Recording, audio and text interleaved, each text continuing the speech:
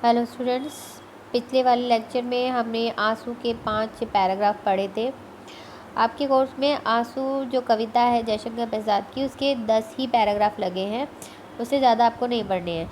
तो 5 हमने पिछले लेक्चर में कर लिए थे, हम अब आगे के पढ़ेंगे। ये सब स्फुलिंग है मेरी इस ज्वालामयी जलन के, कुछ शेष चिन्ह है केवल मेरे उस महामिलन के। तो जैसे कि मैंने पहले पिछले लेक्चर में आपको बताया था कि आंसू में कवि जो है वो अपने प्रियतम की याद में करुणामयी गीत की उसने रचना की है। उसमें ही वो जो अपने दुख को अपनी विरह का यहाँ पर वर्णन कर रहा है। तो क्या कह रहा है कि ये नीले आकाश में चारों ओर फैले हुए तारे दिखाई दे रहे हैं, ये और कुछ नहीं बल्कि यह मेरे हृदय में जो विरह अग्नि जल रही है, धधक रही है, ये उसमें से उठने वाली चिंगारियाँ हैं। ठीक है ना। ये सब स्फुलिंग है मेरी उस ज्वालामयी जलन के। ज्वालामयी जलन कौन सी? कि विरह से उत्पन्न जो ज्वाला है, विरह अग्नि की जो धधक रही है, किसके प्रियतम के हृदय में जो विरह अग्नि धधक रही है। तो कह रहे हैं कवि कि उसमें से जो उठने वाली चिंगारियाँ हैं, ये जो सारे आकाश के तारे हैं, ये वही चिंगारियाँ हैं। आगे क्या कह रहे हैं? कुछ शेष चिन्ह हैं केवल मेरे उस महामिलन के। कह रहे हैं कि ये सब मेरे उस सुखद संयोग के क्षणों को याद दिलाने वाले केवल कुछ चिन्ह हैं जो अब तक बचे हुए हैं। यानी कि इस पैराग्राफ में 2 उन्होंने अपमान दिए हैं और दोनों अलग अलग। एक में उन्होंने कहा है कि मेरी विरह अग्नि से जो चिंगारियाँ निकल रही हैं, ये चिंगारियाँ वही तारे हैं। और दूसरे में वो कह रहे हैं कि ये वो संयोग के क्षण हैं, और संयोग के क्षणों को याद दिलाने वाले चिन्ह हैं, कुछ शेष चिन्ह। देखो लिखा है तीसरी लाइन में, कुछ शेष चिन्ह। ये केवल संयोग के क्षणों को याद दिलाने वाले चिन्ह हैं। किस चीज़ संयोग के क्षण? जो कि प्रियतम से मिलने के टाइम, मेरे उस महामिलन के, कि प्रियतम से मिलन के संयोग के कुछ चिन्ह मात्र हैं जो कि अब तक बचे हुए हैं। तो दोनों उपमान इसमें इन्होंने दिए हैं कि वियोग की अग्नि से निकल रही चिंगारियाँ हैं, या फिर संयोग की क्षणों को याद दिलाने वाले चिन्ह हैं। आगे बढ़ेंगे। शीतल ज्वाला जलती है, ईंधन होता द्रग जल में, यह व्यर्थ सांस चल चल कर करती है काम अनल का। कह रहे हैं कि पूर्व संयोग क्षणों की स्मृति आते ही विरही के हृदय में एक शीतल ज्वाला सी जलती रहती है। शीतल ज्वाला क्यों कहा है? क्योंकि शीतल भी बोल रहे हैं और ज्वाला भी बोल रहे हैं, ऐसे कैसे? इसलिए कह रहे हैं क्योंकि विरह की जब बात कर रहे हैं तो उस प्रेमी को, या जो उनका नायक है, उसे तकलीफ़ भी होती है कि प्रिय नहीं साथ में नहीं है, और जब प्रिय की याद आ रही है तो उसकी याद के सुखद क्षणों को वो याद करेगा, जिससे उसे अच्छा भी महसूस देगा। इसलिए शीतल ज्वाला, तकलीफ़ भी है और उसके अच्छे दिनों को याद करने की वजह से उसे अच्छा भी महसूस देता है, इसलिए वो कहते हैं शीतल ज्वाला। कहते हैं कि संयोग के जो क्षण हैं, उनकी याद आते ही विरह की जो हृदय है उसमें एक शीतल ज्वाला सी जलने लगती है, और उस अग्नि में ये अश्रु जो हैं वो घी का काम करते हैं। ईंधन होता द्रग जल का, द्रग मतलब आंसू, आंसुओं का जो जल है वो इस शीतल ज्वाला में, ये जो संयोग के क्षणों को याद करके जो शीतल ज्वाला उत्पन्न हो रही है, इसमें ईंधन का काम करते हैं ये आंसू। और आगे कह रहे हैं कि जो ये आंसू हैं, ये इस आग को और तीव्र कर देते हैं, और ये जो सांस चल रही है, उच्छ्वास जिसे कहते हैं, कि जो सांस चल रही है ये वायु का काम करते हैं, जिससे कि आग जो है वो और धधक उठती है। अभी कि पता ही है आप लोगों की, आग जब जलती है तो उसे थोड़ी हवा भी चाहिए होती है, तो ये जो सांस है ये उसी हवा का काम करती है, जिससे कि जो अग्नि है जो हृदय में उसके जल रही है उसे और भड़काती है। और कभी कहता है कि ये अग्नि मेरे हृदय में गहन पीड़ा उत्पन्न कर रही है, करती है काम अनल का। तो कहती है कि ये जो अग्नि मेरे हृदय में जल रही है, विरह की जो ये अग्नि मेरे हृदय में जल रही है, इससे मुझे बहुत गहन पीड़ा उत्पन्न हो रही है। नेक्स्ट है हमारा, बाड़व ज्वाला सोती थी इस प्रणय सिंधु के तल में, प्यासी मछली सी आंखें थी विकल रूप के जल में। कहते हैं, कभी कहता है कि हे प्रिय, तुम्हारी स्मृति में और रूप दर्शन की लालसा में मेरे हृदय में उसी प्रकार ज्वाला धधक उठती है जैसे सागर में वड़वाग्नि धधक उठती है। जब सागर में आग लगती है तो उसे वड़वाग्नि कहते हैं। क्या कहते हैं? वड़वाग्नि।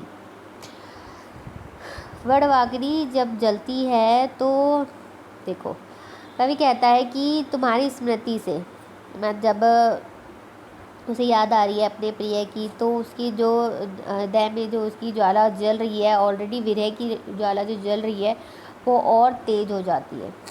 और वो उसे उसकी उपमा किससे दे रहा है? वो सागर में जलने वाली आग से, यानी कि वड़वाग्नि से। और वो कहते हैं कि जैसे सागर में वड़वाग्नि समाई रहती है और ताप का आधिक्य होने पर धधक उठती है, उसी प्रकार यह विरह अग्नि भी मेरे अंतर में सोई पड़ी थी, और जब विरह का ताप अधिक बढ़ गया तो वह धधक उठी। कहते हैं बाड़व ज्वाला सोती थी इस प्रणय सिंधु के तल में। प्रणय सिंधु के तल में क्या क्यों कह रहे हैं? कह रहे हैं कि मेरे हृदय में भी विरह अग्नि जल रही थी, लेकिन जैसे ही विरह और तेज हुआ तो ये इसी प्रकार तेज हो गई जैसे कि सागर में वड़वाग्नि होती तो पहले से ही है, लेकिन ताप अधिक होने से वो धधक उठती है। और वो कह रहे हैं कि मेरी जो आँखें हैं जो जल में डूबी है, जल मतलब आंसुओं में डूबी है, प्यासी मछली सी आँखें, मेरी आँखें जो जल में डूबी हैं मछली के समान हैं। क्यों मछली के समान क्यों हैं? वे भी तुम्हारे दर्शन की लालसा में उसी प्रकार तड़प उठती है जैसे कि मछली तड़पती है जल के बिना। उन्होंने अपनी आँखों को मछली की उपमा दी है और कहा है कि मेरी जो आँखें हैं वो मछली के समान उसी तरह तड़पती है जैसे कि मछली तड़पती है जल से वियोग होने के कारण। नेक्स्ट है हमारा बुलबुले सिंधु के फूटे नक्षत्र मालिका टूटी नभ मुक्त कुंतला धरणी दिखलाई देती लूटी। क्या कह रहे हैं कि विरही कहता है कि जो ही प्रिय की स्मृति आती है वे सारे सुख बुलबुलों के समान फूट जाते हैं। मतलब कि वो जिस भी स्थिति में है, वर्तमान में वो जिस भी स्थिति में है, उस समय जैसे उसे विरह महसूस देता है, विरह की जो अग्नि उसे अपने प्रिय की जैसी स्मृति आती है, उसके सारे जो सुख जो है जो वर्तमान में उसे है उसके पास है, वो बुलबुलों के समान फूट जाते हैं। कह रहे हैं कि जिस प्रकार सागर तल पर उठने वाले बुलबुले फूट जाते हैं, उसी प्रकार कवि के जो आनंद है वो सुख के क्षण फूटकर नष्ट हो जाते हैं। और मेरे मिलन की तारों की आशा रूपी मालिका, अब ये तारों को उन्होंने कहा क्या कहा है? मिलन। मिलन के जो तारों की आशा रूपी जो मालिका है वो टूटकर बिखर जाती है। नक्षत्र मालिका टूटी। नक्षत्र मालिका मतलब तारों की आशा रूपी जो माला है, तारों मिलन मतलब मिलन की जो आशा है उसकी जो माला है वो टूट जाती है। क्यों? वो उसकी स्मृति आती। और मेरे हृदय का जो आकाश है वह सूना हो जाता है। नभ मुक्त कुंतला धरणी, कि नभ जो मेरा हृदय रूपी आकाश है वो सूना हो जाता है, श्रीहीन हो जाती है, और समय समूची प्रकृति में मेरे लिए कोई आकर्षण नहीं रह जाता। मतलब जब वो उसे विरह महसूस देता है, अपने प्रिय की स्मृति में आती है, तो उसके जो सारे सुख हैं वो उसे निराधार लगते हैं, क्योंकि उसका जो एकमात्र सुख है प्रिय से मिलने की जो आशा है, उस आशा रूपी जो तारों की माला है वो टूट जाती है, जिससे कि उसका जो हृदय है वो श्रीहीन हो जाता है, और उसका जो मन है वो संसार के सारे आकर्षणों से मुक्त हो जाता है। यानी कि उसके लिए उसे सारी प्रकृति जो है वो श्रीहीन दिखाई देने लगती है। मतलब वो क्या कहने का क्या तात्पर्य है कि तारों की मालिकाओं से आच्छादित पृथ्वी के ऊपर झुका आकाश ऐसे लगता है जैसे पृथ्वी ने अपने बालों में मोती गूंथ लिए हों। नेक्स्ट टाइम में देखो, नभ मुक्त कुंतला धरणी। धरणी कहाँ किसे कहा है? पृथ्वी को कहा है। कहते हैं कि धरणी यानी कि पृथ्वी ने ऐसा लग रहा है कि पृथ्वी ने जो है, जब मैंने आपको जयशंकर प्रसाद पढ़ाया था तो उन्हें ये बताया था कि इन्होंने जितने भी उपमान लिए हैं ना वो ज़्यादातर प्रकृति से लिए हैं। प्रकृति से इन्होंने पूरा सौंदर्य इन्होंने लिया है अपनी कविताओं में, तो उसी को इन्होंने बार बार वही सब रिपीट किया है कि कभी नभ को कुछ बना देते हैं, कभी तारों को कुछ बना देते हैं। तो यहाँ पे इन्होंने क्या कहा है कि जो इनकी जो तारों से युक्त जो पृथ्वी है उसके ऊपर आकाश जो है ऐसा झुका हुआ ऐसा लगता है जैसे कि पृथ्वी ने जो अपने बालों में, यानी कि बाल काले होते हैं तो जो आकाश है उसने उसमें तारों पे मोती है, तो ऐसा लग रहा है जैसे पृथ्वी ने जो है वो मोती अपने बालों में गूंथ लिए हों। और जब ये तारा मालिकाएं बिखर जाती हैं तो ऐसा लगता है जो पृथ्वी है वो केश रहित हो गई है। तो जब वो केश रहित हो जाएगी तो ऐसा लगेगा कि जैसे केश रहित पृथ्वी ऐसी लगती है जैसे किसी ने उसको जी भर के लूटा हो, इसलिए कहा दिखलाई देती लूटी। तो जब उसकी तारा मालिका यानी कि मोती जब उसके टूट के बिखर जाते हैं तो ऐसा लगता है इसको किसी ने जी भर कर लूटा हो। नेक्स्ट है छिल छिल कर छाले फोड़े, मल मल कर मृदुल चरण से, धुल धुल कर वह रह जाते आंसू करुणा के जल से।